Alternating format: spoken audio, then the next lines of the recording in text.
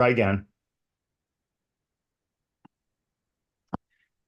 Good afternoon, everyone. My name is Drew Clark. I'm editor and publisher of Broadband Breakfast.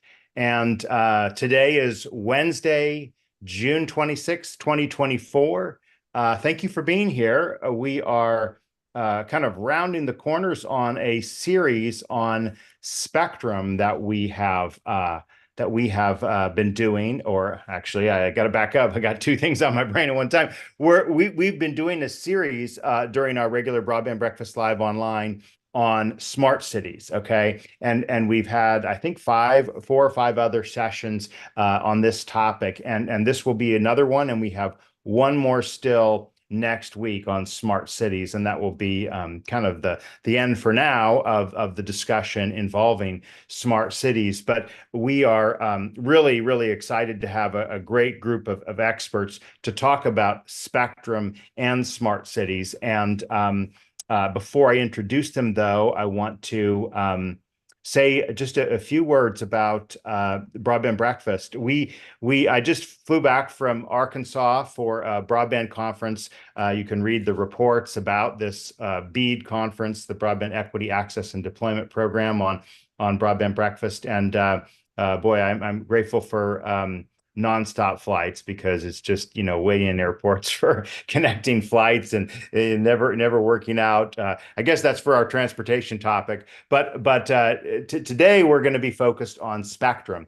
And the way this topic came up a lot a few weeks ago was when we had a discussion on smart cities and spectrum, or I should say, smart cities and transportation. And during that discussion, where we had folks from Qualcomm, from the Consumer Technology Association, from intelligent transportation groups,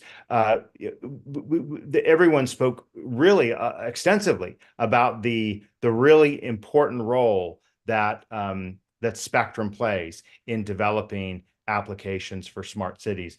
And so we've got, again, as I say, a great group of panelists to talk about it. The other thing I wanted to do is to just highlight our programming and our reporting. We do reporting every day on Broadband Breakfast about America's broadband build out. We focus on the infrastructure, which includes wireless, right? Sometimes infrastructure people think, oh yeah, that's like fiber, but wireless towers are a key part of infrastructure, as are the radio waves themselves that enable the connectivity through wireless, both terrestrial and extraterrestrial in terms of satellites.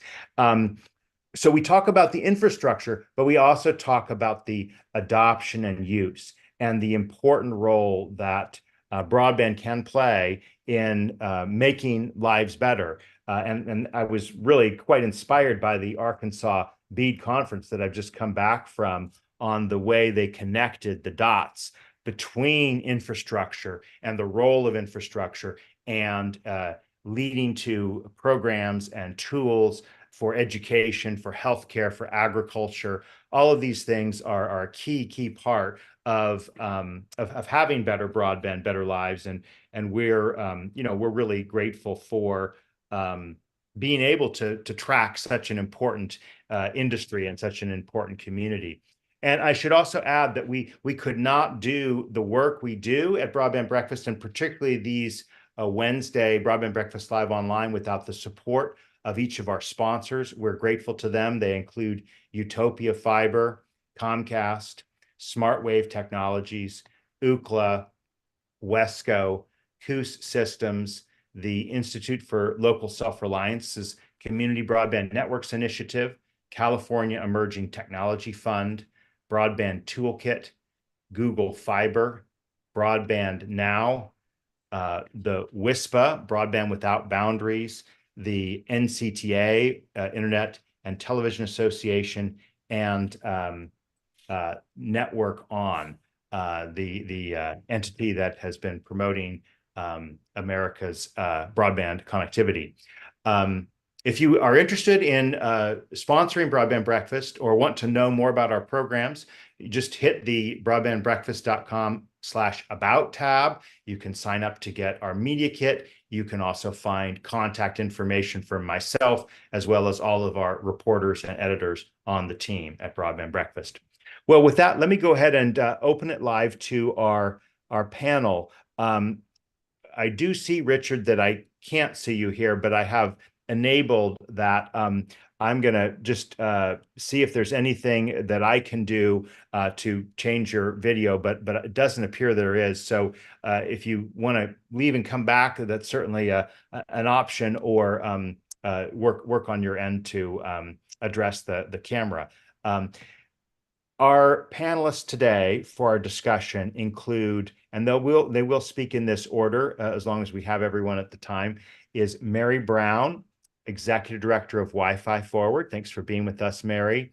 Let me just say who they are, and then I'll come back and say another sentence or two about them.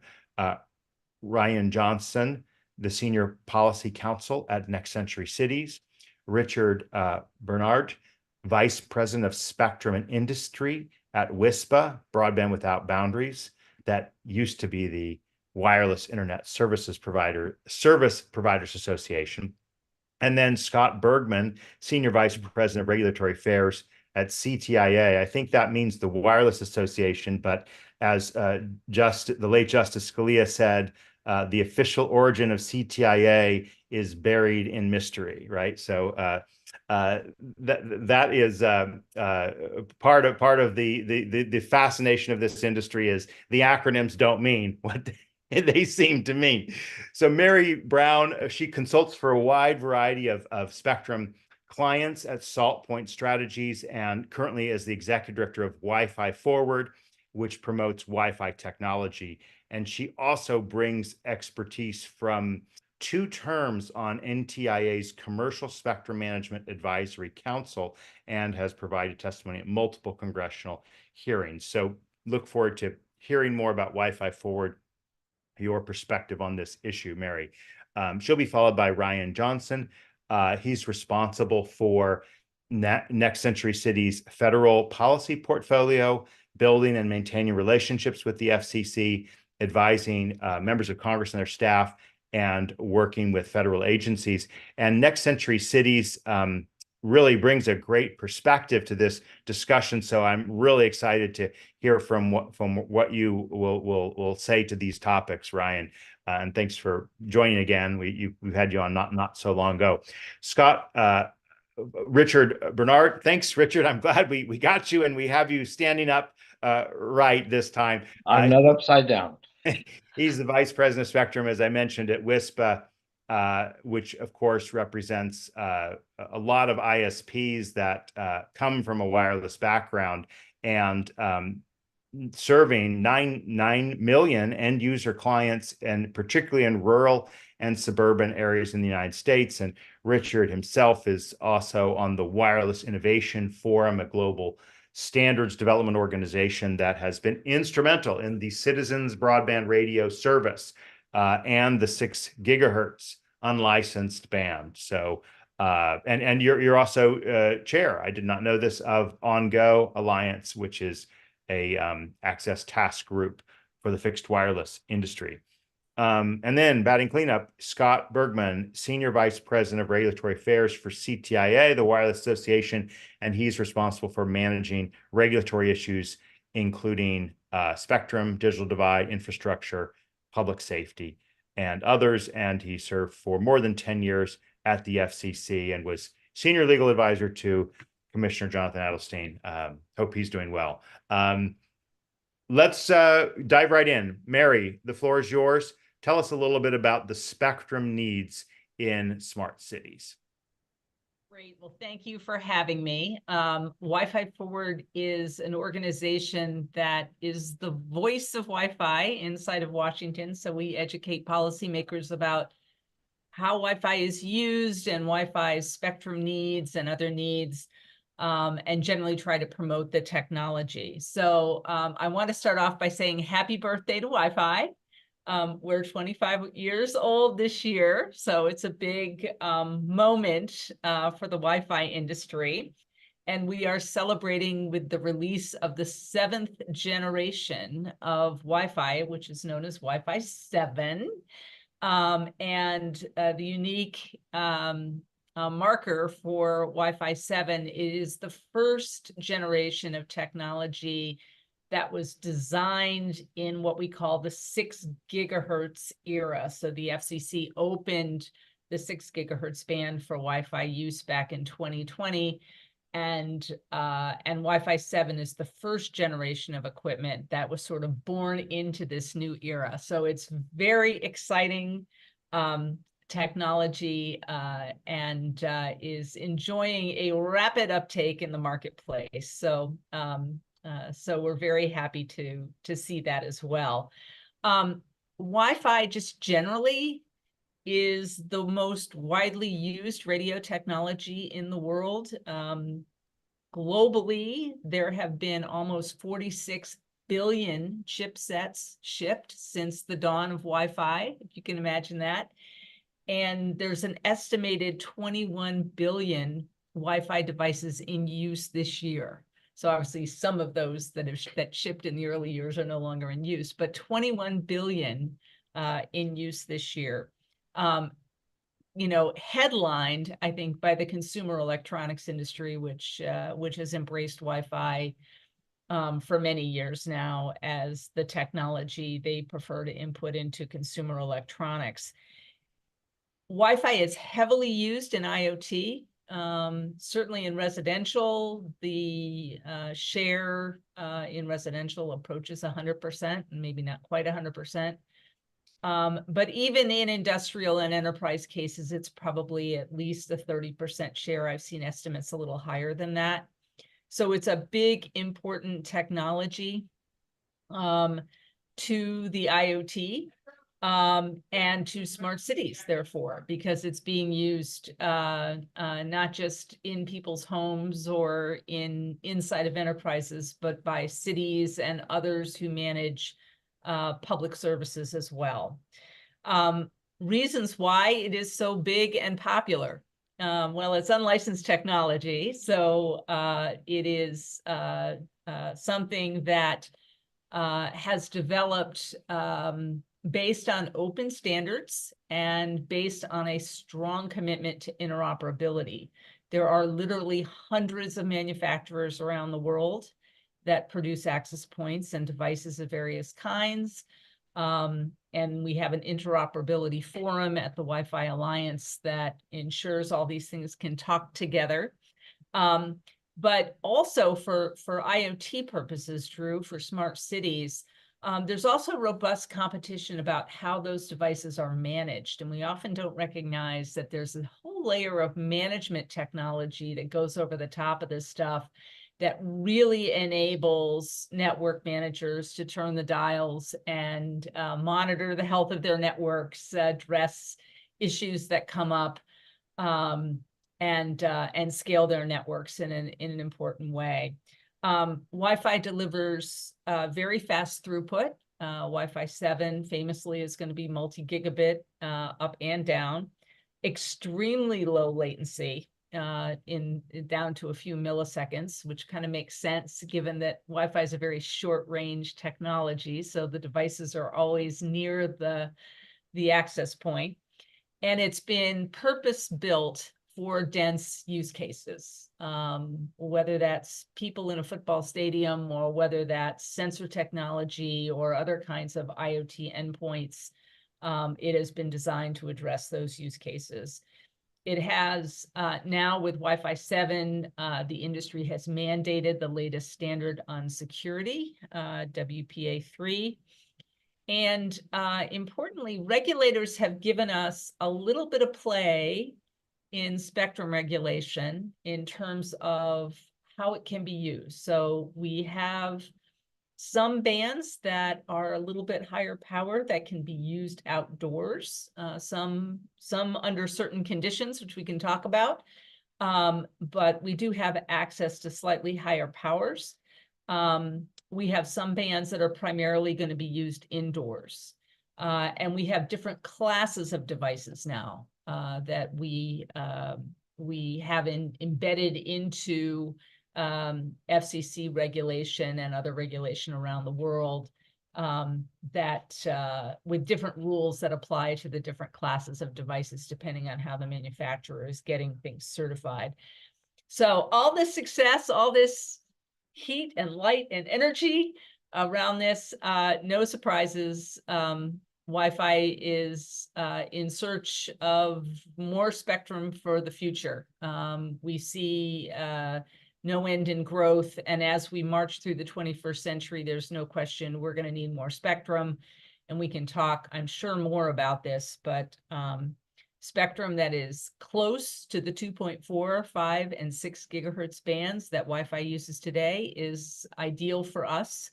And so we are engaging in a conversation that's happening here in Washington about whether 7 gigahertz could be made available for Wi-Fi as well. A very tricky conversation given the incumbents over there. Two other data points I just let's actually let others weigh in. We can bring those in, but I did want to ask, what is the date of the birthday of Wi-Fi, so we can it was May. May what day? May 1999. May, yeah, but May what day? That was the formation of the Wi-Fi Alliance. All right, sometime in May of 1999. Yeah. Yeah. Great. Ryan, let's turn to you to give us a kind of 5-minute intro to your thoughts on this topic. Absolutely. And again, thank you for having me. And it's really nice following Mary, because now I don't have to explain how Wi-Fi works at all. But one of the biggest things that we at Next Century Cities, I guess I should back up. We at Next Century Cities are a nonprofit that works with about 240 municipalities across 40 states, really trying to help them figure out what their connectivity goals are and how to get there. One of the largest things that we work on with these folks is trying to figure out how can they bring connectivity to their communities through maybe non-traditional deployment methods, a la how do we use the spectrum that's available to them to either deploy a municipal Wi-Fi network, or to start looking at how do they bring in actual analytics from some of the smart sensors that they want to use around their communities to figure out like what traffic patterns look like, or what downtown pedestrian flow looks like. So really trying to take all of the kind of data that communities work with on a regular basis and try to streamline that down into, really one of 3 buckets. How do we get people connected? How do we figure out how to do better economic development based on the information that we have available to us that we can collect through sensor data? Or how do we help fill in gaps in existing networks or in existing broadband infrastructure to help kind of smooth out some of the dead zones in our areas? And when we're looking at that, it really becomes a question of how do we access those things? And so a lot of communities are saying, hey, we need more unlicensed spectrum for this, because they don't have the ability to participate in auctions to get licenses. They don't necessarily have the negotiating power with some of their incumbents to do certain spectrum sharing arrangements. And it really becomes a question of, we know that things like 6 gigahertz is out there. And I think one of the best examples of that is Digital C out in Cleveland, where Digital C is not only providing their own broadband services, but they are also helping the Cleveland city government with some of its back-end needs, whether that be for its municipality, or pushing out some of that into the community to say, hey, if you need to get connected at a library, or you need to get connected at a municipal building, here's how you would do that. So there are certain great public-private partnerships that are engaging with the kind of newly available spectrum to say, here's how we're going to push connectivity out into our communities. And but kind of stepping back from that, I do want to say that as we're looking at the smart city applications, we generally have to remember that the first interaction a lot of communities have with spectrum is not at the smart city level, because figuring out like, hey, how do we measure the data that we can collect through these sensors usually comes on the back of saying, okay, we understand that we have widespread connectivity in our community and can now move from figuring out how to get people connected to how to make the best use of that connectivity. And so as we're looking at how do we make more spectrum available, it's not just what bands can we make available, but how do we make sure that each person who needs a piece of that is able to get it? How do we make sure that we're doing spectrum sharing like accurately, adequately, whatever you want to call it? And how do we make sure that the folks who have historically not been at the table for those discussions are actually kind of at the are now at the table? One of the biggest issues that we saw is when the NTIA was out doing its kind of road tour for the National Spectrum Strategy. One of their stops was in South Bend, Indiana, and the only municipal government that got to speak uh, at that gathering was the chief information officer for South Bend. There were no other municipal officials that were invited to speak, and that's kind of one of the largest issues that we run into, is that even though municipal governments are quickly becoming one of the largest consumers of spectrum out there, they are still kind of overlooked as folks that should be at the table when we're figuring out how do we do spectrum sharing, how do we figure out what spectrum is available where, how should we be kind of reallocating it. Like, these are folks that truly do have a good understanding of what they need and how these technologies work, because they are working every day on these solutions, but they are fairly consistently not at the table. And I'll see back. Great. Thank you very much. Let's turn it right to you, Richard, to give us your take on spectrum needs in smart cities. And make sure you're unmuted, Richard. Yep, that would help. Can you hear me all right? Yes. All right. Thank you, Drew, and also Ryan and Mary, for what you've presented so far. They're both accurate. There is a huge demand for spectrum, but there's a demand for more than just spectrum. There's a demand for diversity in spectrum and flexible spectrum approaches. What we've learned over the past decade is that spectrum is a very limited resource, and it's coming to the tail ends of what's available for general use. So in order to make spectrum work better, to get smart cities, to get ubiquitous broadband into the community, to do all of the things that we want to do that are much even deeper than that, such as communications with cars, IoT, industrial IoT, and all kinds of specialized applications, we need to use more smart spectrum. We need to have spectrum which is designed for using the maximum amount of offering it has, and we need to combine that with equipment that has the right technologies to be able to be efficient, the right antennas to make sure that we're not overusing spectrum with one particular user, so we can deliver directly to the sources that need the spectrum. So in the Wi-Fi world, or actually I'm going to expand it out to the unlicensed world, because it's not just Wi-Fi, but the unlicensed world. Let's go back in time a little bit and take a look at why there's Wi-Fi in the first place, why it has a birthday. It has a birthday because there was a demand for this in the early times when this sort of technology just started to come up on the horizon. But Congress, the FCC, and the powers that be at that time thought, here's a bunch of junk spectrum that no one will ever use.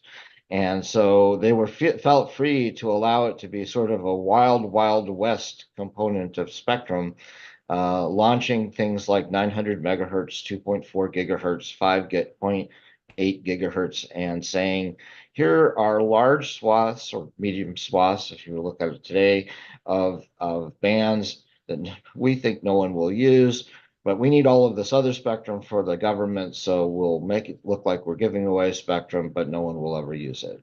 And as Mary said, there's billions and billions of those things being used out there. In fact, it's now primarily the largest use anywhere you go anywhere in the globe. And to that end, use begets understanding, and understanding begets further use. And so we have all kinds of things that run on Wi-Fi these days, from things that are personal in our homes to major utilities to telecommunication systems. I represent the wireless internet service providers, or the WISPs. There are many of them across the United States. They primarily serve rural and ultra rural and suburban environments.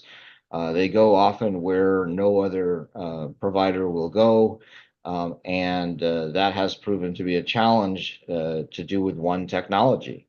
And so they use different kinds of spectrum based upon where they go in certain geographies.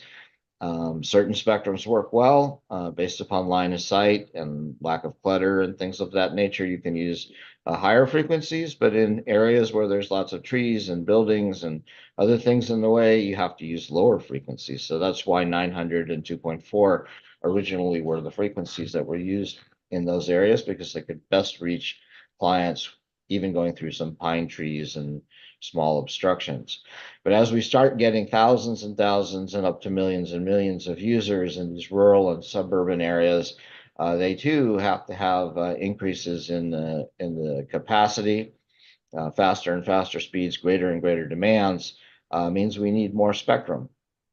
And while the mobile community has been able to go to auction over the past few years and buy a considerable amount of spectrum, the amount of new nationwide licenses, these are licensed frequencies, have been rather scant. That's why we focused very heavily on developing the standards, especially at Wireless Innovation Forum, for CBRS. And CBRS is an experiment that has proved well. It brings in sort of licensed by rule or general authorized access availability along with auctioned spectrum or the priority access licensees, and you have a big collection of uses that go on, over 400,000 parties using it right now. So I'll cut off here because I know we have a lot of discussion to have, but understand that getting to smart cities is not one avenue. Getting to the spectrum that's needed is not one purpose. And there's an absolute need for more spectrum, but there's a need for that spectrum to be efficient, which means that there's likely going to be a lot of sharing used on those bands to make that happen. And I hope we'll have a really good discussion about sharing and what that means after we hear from Scott. I also just want to quickly throw in, I neglected to mention one of our sponsors earlier on, Tirana Wireless. They've actually been very instrumental in the WISP industry with their wireless technology. Scott, the floor is yours. Hey, Drew, thanks so much. Thanks to you and Broadband Breakfast for including CTIA. And I was definitely amused that you remember that Scalia footnote talking about what it is to be an orphaned acronym, something that definitely is very much a thing here in Washington, D.C. So for those of you who don't know the acronym or don't know CTIA, we represent the nation's largest wireless providers, many small and regional providers, the equipment manufacturers that make up the commercial wireless networks. And we try to bring together stakeholders from folks who use wireless. And so this is a great topic. We have many different working groups at CTIA, but interestingly enough, one of our most active is our Smart Cities working group. We have sub-working groups within that working group that are focused on a variety of different verticals and services.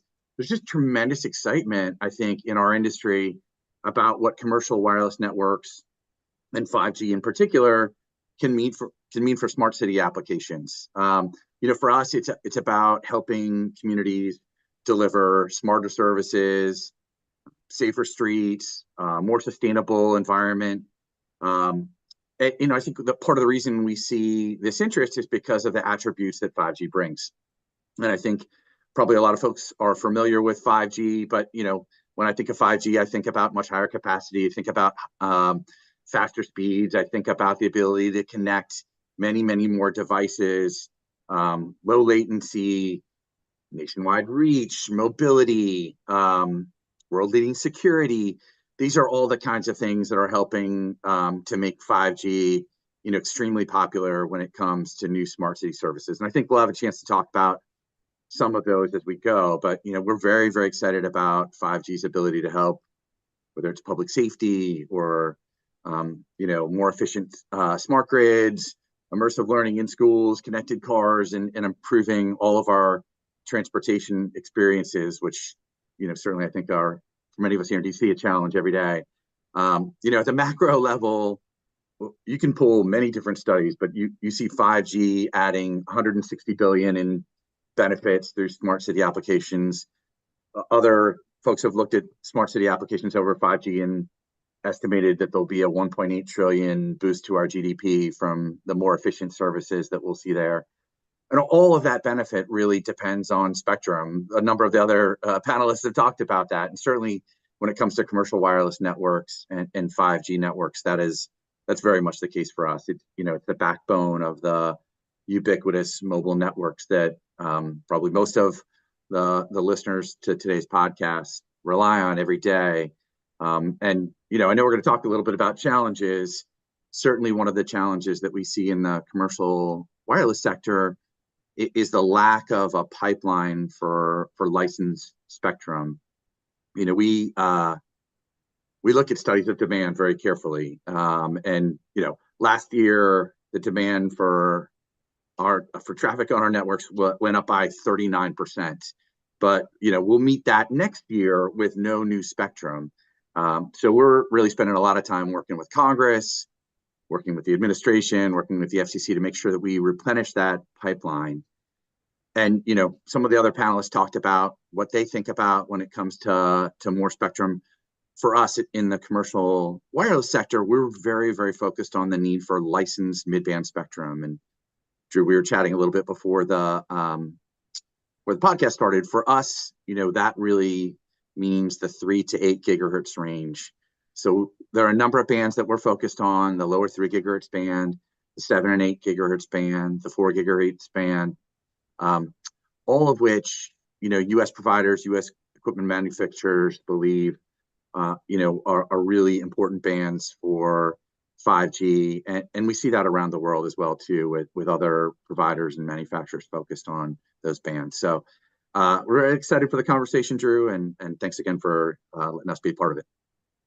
Well, and when you say the spectrum pipeline, I mean, literally there is no pipeline because the auction authority has lapsed. Does that kind of, in your mind, kind of cast a cloud, Scott, over the whole licensed approach to spectrum? Does it cast a cloud over everyone? Like, can unlicensed and sharing kind of happen in this world without spectrum authority that you're not able to kind of proceed on with lack of spectrum authority for licensed spectrum? So the expiration of auction authority, right, is right up there at the top of our list when it comes to challenges ahead. I've been doing this for a long time. It's 30 years of spectrum auctions. We'll celebrate the anniversary of the first FCC spectrum auction this year. So double anniversaries this year. And that's been an incredible engine for success. It's that plus flexible use has helped put spectrum in the hands of the highest valued user and enabled us to adapt to different uses so that we're not just planning for one use case, but able to respond to the many different needs that arise. So that's a big focus for us, making sure that auction authority is restored.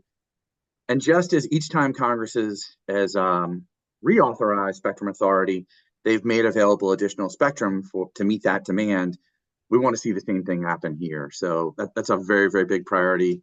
We'd like Congress to make available 1,500 megahertz of spectrum, and again, with a focus on licensed mid-band spectrum to help meet that demand. So one of the questions I've teed up for each of you is the one about whether the spectrum needs of smart cities, in particular, let me just call out some items I mean when I say smart cities: smart traffic lights, utility monitoring, public safety systems. Are the spectrum needs and spectrum issues surrounding these types of, let's just call them machine to machine type of communication, are they different or the same as some of the spectrum issues that each of you have talked about in your opening remarks? Who wants to take that question? I'll start off. Okay, go ahead. So each kind of use has a different demand on spectrum, and no two things are exactly the same. So IIoT and IoT tend to be very low need. They take very small amounts of spectrum in their use. So they're not exactly the same as what Scott's talking about, which uses a fairly extensive amount of spectrum to provide a nationwide coverage network.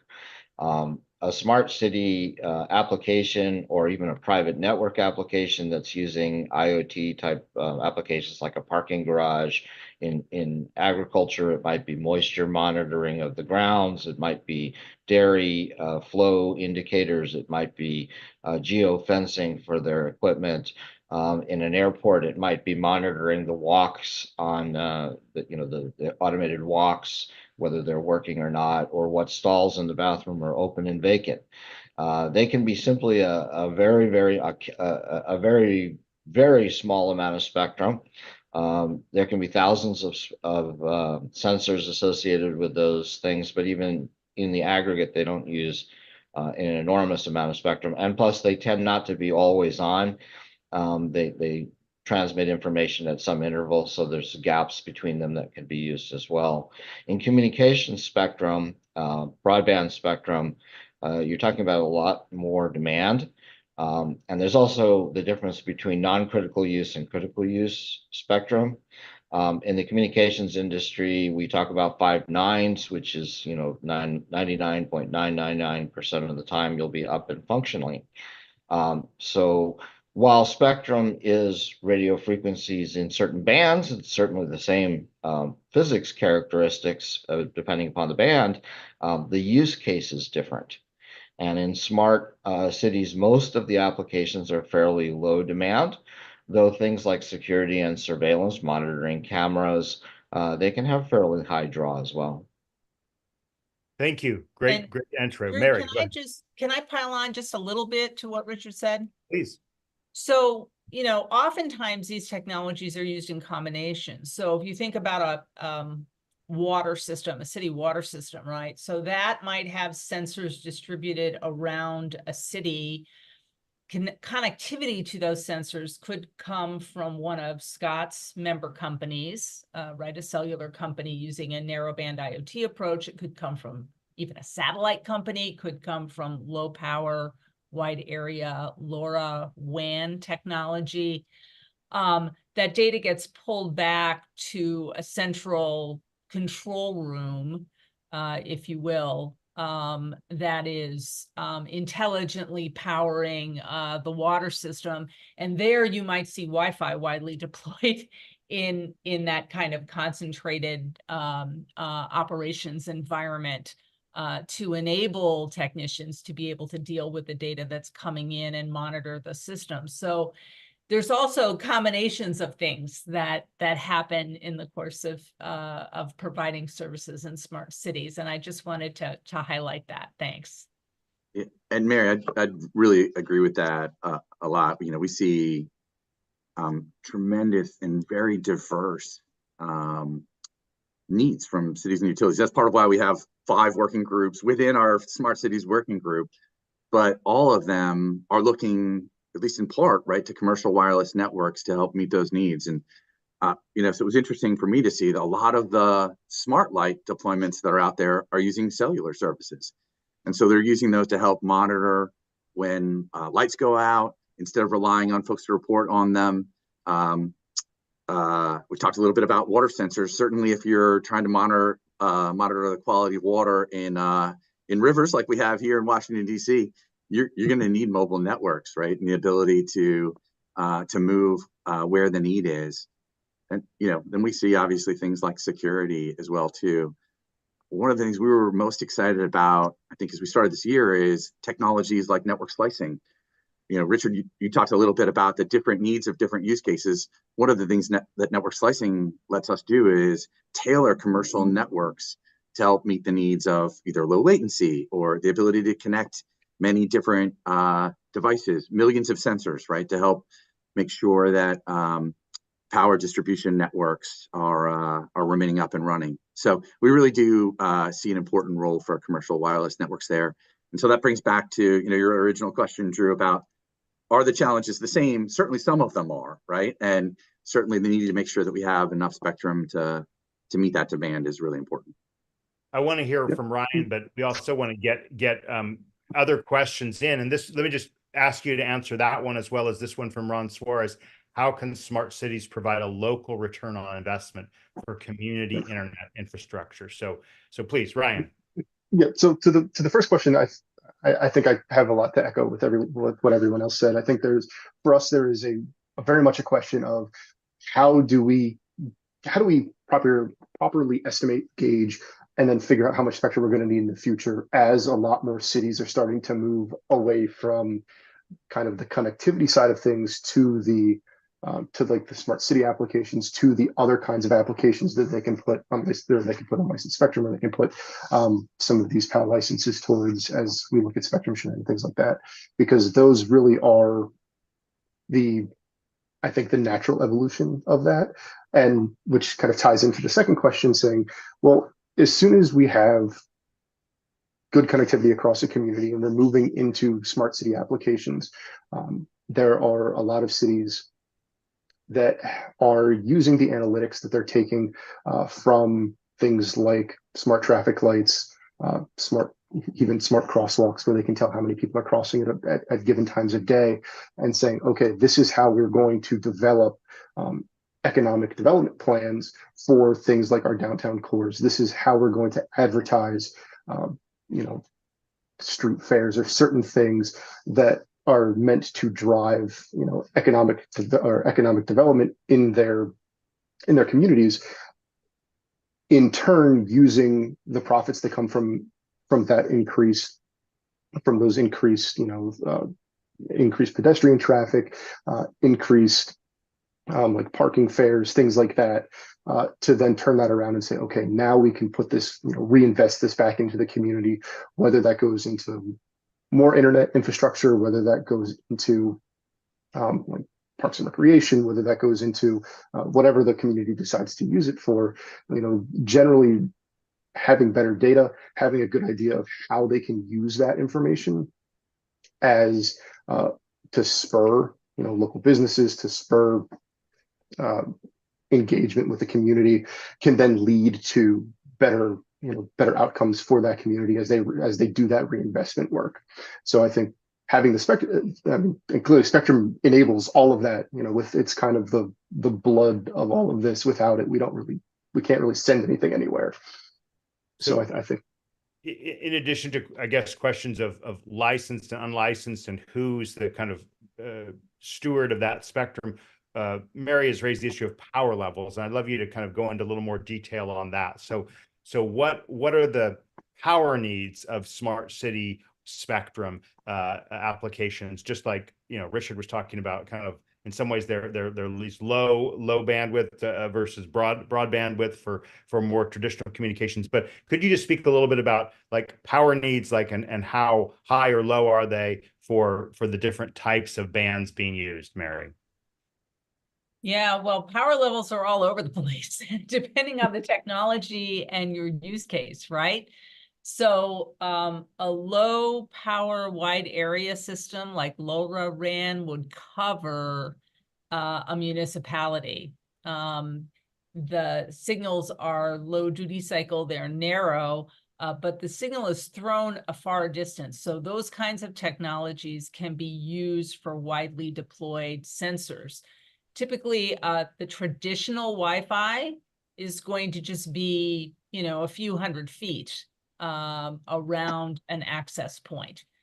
So you're going to be, you can add more Wi-Fi. Obviously, you can add more Wi-Fi in a park or in an area of the city that you want to cover.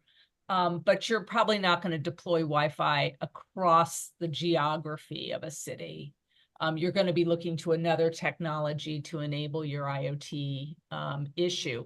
And and let me just mention, there are other sort of kissing cousins of Wi-Fi. There's Wi-Fi Halo, which goes up to 1 kilometer in distance, which operates below 1 gig. Which is also a technology family overseen by the Wi-Fi Alliance. So, every technology family has a technology profile, including a power profile. Those are going to differ. As Richard knows, CBRS is going to be a much more powerful terrestrial system compared to any of those technologies. So So it really ranges widely in terms of choices that cities have when they are trying to solve an IoT issue. Richard, do you have anything to add to the power question? And maybe we could sort of veer into some specifics like we talked about in our last session on transportation and the I guess it's called the C I can't even remember the band names change, right? And so the CV2X and EV2X, right? So like let's just talk a little bit about these bands. Like, are they good or are they bad? Like, what's the purpose of a sort of a dedicated band to a certain type of application, Richard? My personal view, and this may be controversial, is less and less. So 5.9 gigahertz was traditionally allocated for the past 17 years for vehicle-to-vehicle transportation mode uses. It got exactly 0 use in 17 years, other than a couple of experimental uses by the transportation department. The FCC and Congress took a look at 5.9 and said, this is not particularly good use of a band that fits in the mid band, even if it's on the higher end of the mid band. It's very valuable spectrum. It's not a lot of spectrum. We're talking about 75 megahertz of total spectrum, 45 megahertz of potentially commercially usable spectrum, which is not a lot. I mean, CBRS was 150 megahertz. You had C-band, which ran from 3.7 to 3.98, so a fairly large swath of spectrum, and that was auctioned.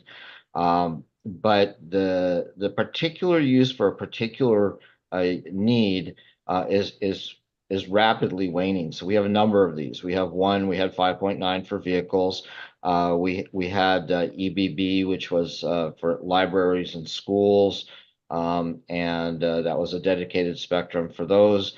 It got some use, but not anywhere near the use that it was intended to have for that purpose. 4.9 gigahertz is a licensed band that's dedicated to public safety uses like fire and police and other public safety things.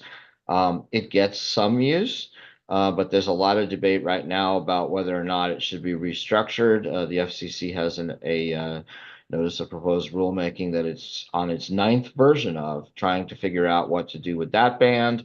And it goes on and on, that these dedicated bands typically have good purpose when they're formulated, but they don't get totally used. Now, if they were totally used, I don't think I'd have an objection to them, because there's some very valuable, important, even critical uses where those dedicated uses make sense. And you see some of those that are not publicly talked about in government frequencies that are used by the military, Department of Defense, Homeland Security, and so forth. Right. Well, I think I know where Scott's coming from, but I want to make sure that Mary and Ryan, do you differ? Do you have a different point of view from what Richard has just pointed out, that these special purpose bands don't really get used?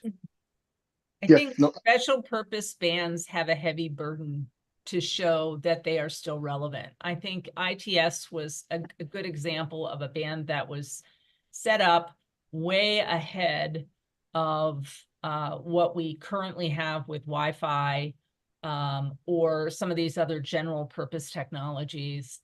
And I think the jury is still out as to whether the automotive industry and the state's departments of transportation can make good use of 5.9 to deliver on the automotive safety goals that band was set up for.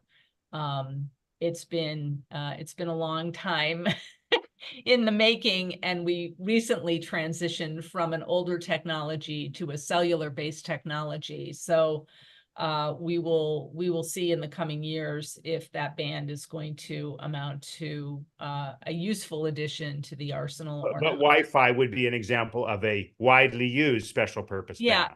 Wi-Fi is not special purpose. Wi-Fi can be used for anything. Wi-Fi can be used for communications, and it can be used for IoT. It's not confined to a specific use case the way 5.9 is.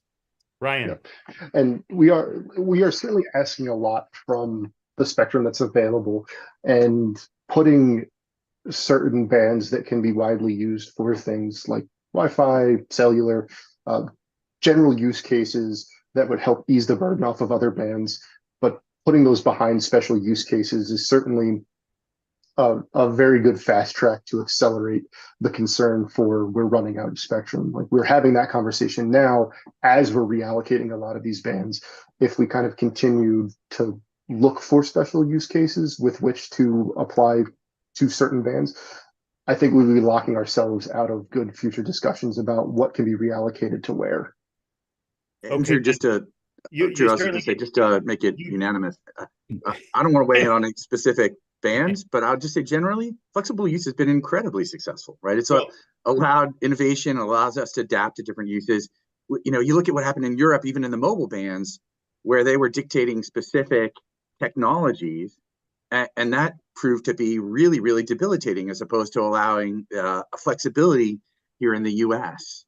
And, you know, and going to your prior question, Drew, on power levels, I just flagged too, there's a role for high power too. We talked a little bit about mobile smart city applications. Obviously, you need higher power there.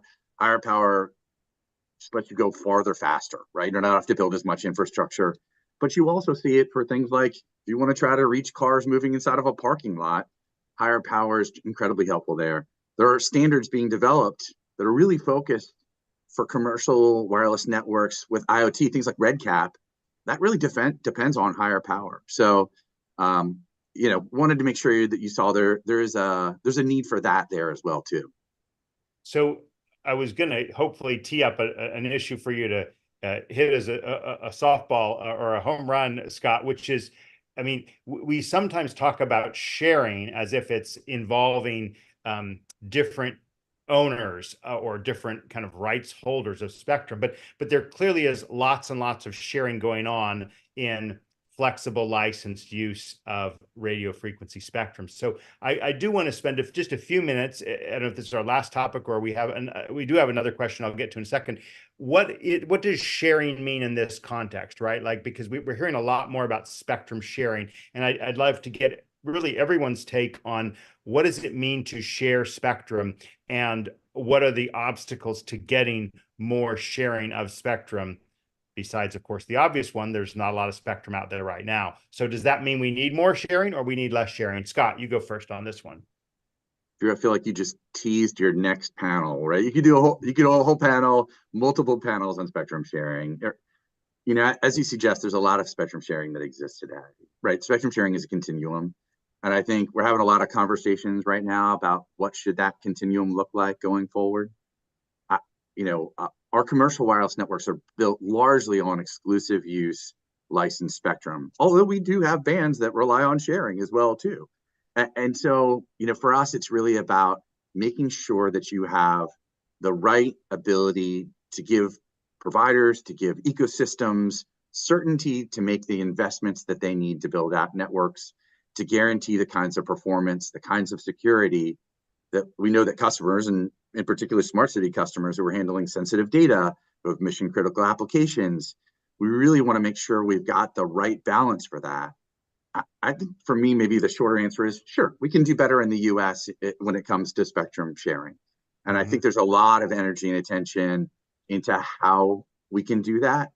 But I think it's also important to realize we have short-term needs. And so we need to make sure that even as we're thinking about how to make sharing smarter and better, we're meeting those short-term needs. And that's why we think it's really important that we're allocating hundreds of megahertz of spectrum in the short term towards licensed use that enables full power commercial 5G networks. And you know, it's important that we be doing both those things, exploring sharing for the future while also making sure that we're meeting our short-term needs.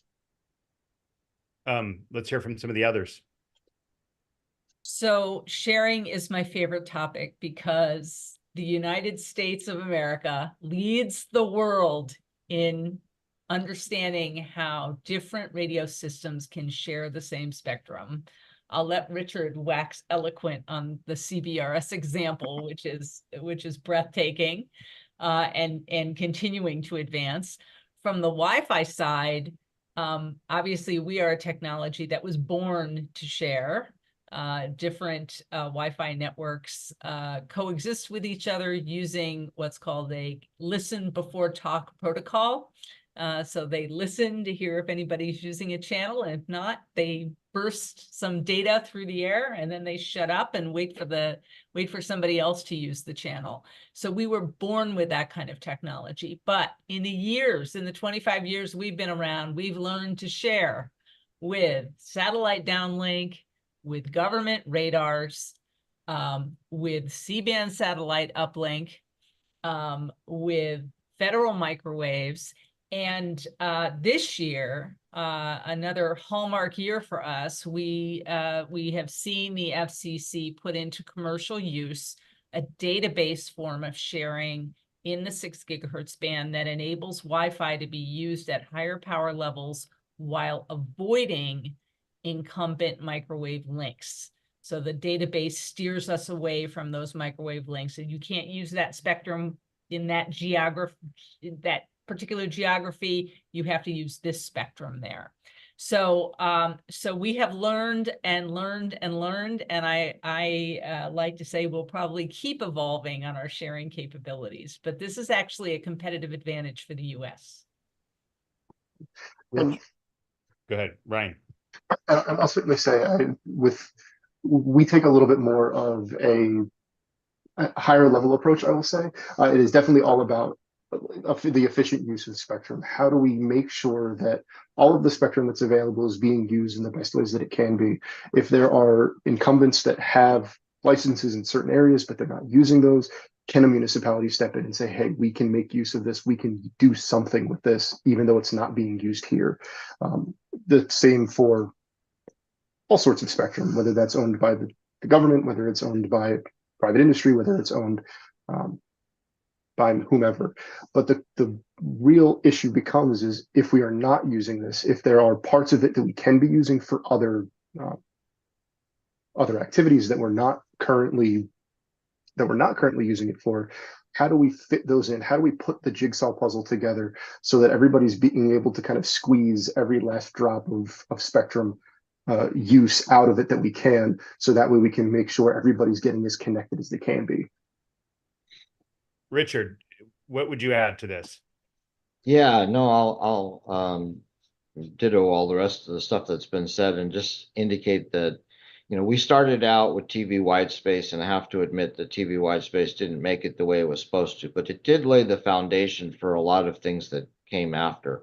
CBRS at this point is the sort of quintessential example of sharing. Sharing being there's an incumbent in the band that isn't adequately or completely or efficiently using all of their spectrum and can share that spectrum either by gaps in geographic areas where they're using it, or in timing, or in other ways. And with CBRS, there were 3 incumbents when it began. There was the Navy radar systems and the military's radar systems. There was fixed satellite systems, or FSS systems, on the ground, and there was the what was generally used by WISPs and utility companies and so forth, the 3.65 license holders who had already been in that space, at least in 50 megahertz of the spectrum. And so they were considered the incumbents, and they needed to be protected. There was lots and lots and lots of geographic area and lots and lots and lots of space where there just nothing was being used. And so the system that was created for CBRS is a very sophisticated, very complex system that allows different tiers of use. And we see now, especially with this past week, where the DoD has agreed to reduce the protection zones for CBRS, 72 million additional Americans will have access to that spectrum. We're thrilled by that. And in looking at that, we see that the government is now seeing the value of shared spectrum as well. And then that was in both licensed and light licensed, or if you will, licensed by rule spectrum. In 6 gigahertz, as Mary was talking about at the Wind Forum and at the Wi-Fi Alliance, we derived the specifications for the standards for 6 gigahertz. An AFC system has the ability to be expanded into many, many different frequency bands in different ways to allow unused spectrum or spectrum where there's incumbents to protect those incumbents, which means you have the maximum use. And to address Scott's concern on high power, spectrum bands for things like nationwide mobile telephone networks. We support that as well. There has to be there has to be the availability of those bands. And so that can be done with exclusive licenses, but it also can be done with flexible use licenses, such as the CBRS band. There are ways now, it's wonderful what technology does. There are ways of adding bands together, carrier aggregation, it's called. There are Right. ways of directing antennas and all kinds of other technologies, which are going to give us all kinds of benefits. Well, we have come to the end of our time, but I did promise to answer this question. So whoever wants to chime in may. We've mentioned the ROIs from smart cities. What are some of the projected economic benefits of 5G and wireless connectivity? So, Scott, would you like to say anything briefly about that? And I'll let others say just a few seconds of final thoughts for this topic. Yeah, sure. I think I previewed it at the top. You know, if you look across public safety, across smart grid, intelligent transportation, estimates put the benefit between $160 billion and $1.8 trillion. So however you do the calculation, there's tremendous upside. And, you know, if I were just going to reinforce one thing, it's that, you know, the need we see is more licensed mid-band spectrum. Mary talked a lot about the opportunities that are out there for sharing and SIX and CPRS. And what we think really the gap right now is licensed mid-band spectrum. So we want to see that continue to grow, and we can help unlock all of those benefits that we talked about today. Richard, Ryan, Mary, any quick final thoughts? I think that there's an enormous cost in not having it. The enormous sunk cost of not having connectivity in cities, especially rural and suburban areas that don't have adequate connectivity, is palpable. We cannot forget our experience just a few years back with the pandemic. Connectivity is so invaluable that so valuable, if you will, that not having it is like not having electricity at this point. And the more our cities integrate these things, the more our ISPs bring greater and better connectivity to towns. The more work at home, the more telemedicine, the more homework use, the more everything that you can do, the more normalization in those cities. It's an economic boon to have it there. It's an economic disaster to not have it there. Mary and Ryan, any quick final thoughts? Yeah, and that's Amen to what Richard said. Wireless connectivity unlocks data, and data is value to the economy and to cities as well. So that's it. and I'll third that point, because while we can definitely do all of the economic measurements that show exactly how much the economy will grow as we do all of these things, the intangible effects are also there. You know, people are able to apply for better jobs. They're able to age in place. They're able to go to school from go to school from home, but they're also able to stay connected to friends and family. They're able to game. They're able to do the things that bring them joy in life. They are able to do so many other things that might not directly have an economic development benefit, but they are able to do so many good things that have social development, social economic benefits that we don't necessarily capture in just a purely economic valuation. Well, thank you for sticking with us, everyone. Don't miss our Broadband Breakfast Live Online next Wednesday on healthcare and smart cities. Until then, on behalf of Scott Bergman, Mary Brown, Ryan Johnson, and Richard Bernard, I'm Drew Clark. We'll see you next week. Take care, everyone. Bye-bye.